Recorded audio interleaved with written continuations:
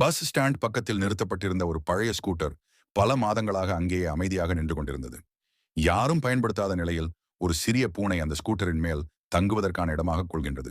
அது ஸ்கூட்டரின் சீட்டின் மேல் சின்ன சின்ன துணிகளையும் இலைகளையும் கொண்டு ஒரு குடிலாக மாற்றிக்கொள்கிறது. சில நாட்களில் அந்த பூனைக்கு பசும்பூன்கள் பிறக்கின்றன. பூனை மிகவும் சந்தோஷமாக இருக்கிறது. ஒரு நாள் பூனை சுறுசுறுப்பாக அருகில் உள்ள கடைக்கு பால் தேடச் செல்கிறது. அப்போது எதிர்பாராத வகையில் அந்த ஸ்கூட்டரை ஒரு பழைய மாஸ்டர் தன்னுடைய பையனுடன் ரிப்பேர் செய்து கொண்டு போய் விடுகிறார். பூனை திரும்பி வந்ததும் ஸ்கூட்டர் அங்கே இல்லை. அது பதட்டத்துடன் சுற்றி வட்டமிட்டு தேடுகிறது. தன் பசும்பூன்கள் எங்கும் இல்லை. பூனை மிகவும் கவலையுடன் பக்கத்தில் உள்ள ஒரு மரத்தின் கீழ் அமைதியாக அமர்ந்து விடுகிறது. பல நாட்கள் கழித்து அதே ஸ்கூட்டர் மீண்டும் அந்த இடத்திற்கு திரும்பி வருகிறது. ரிப்பேர் செய்யப்பட்டு ரங் கொடுத்து புதிது போல் மாறியிருக்கிறது. பூனை ஓடிச் சென்று ஸ்கூட்டரின் கீழ் பார்க்கிறது. அங்கே அதன் பசும்பூன்கள் இருந்தன. பூனை சந்தோஷத்தில் கண்ணீர் விடுகிறது. மீண்டும் குடும்பம் சேர்ந்தது. இந்த முறை பூனை ஒரு விலங்கு பாதுகாப்பு குழுவின் உதவியுடன் அருகில் உள்ள மரத்தில் பாதுகாப்பான இடத்தில் தன் குடிலை கட்டுகிறது.